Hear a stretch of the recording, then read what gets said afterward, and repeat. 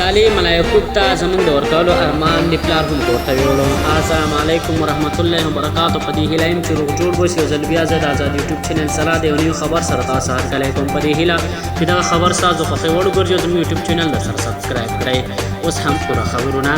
د افغانستان د پرځول شوي جمهوري نظام لومړی مرستیال امرالله صالح د طالبانو دفاع وزیر مولوي یعقوب مجاهد ته په خطاب کې ویلي چې د طالبانو پر ضد د مقاومت کوونکو له ډلې د منځه وړلو خوب دې نوي دي.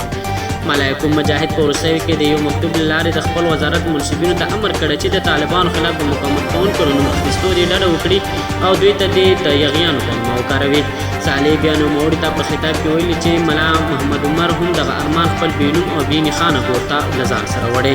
صالح زیاتوي چې د طالبانو خلاف مقاومت د افغانستان د ویښ ملت هویت دی او دا ملت هېڅکله اسارت نه مني.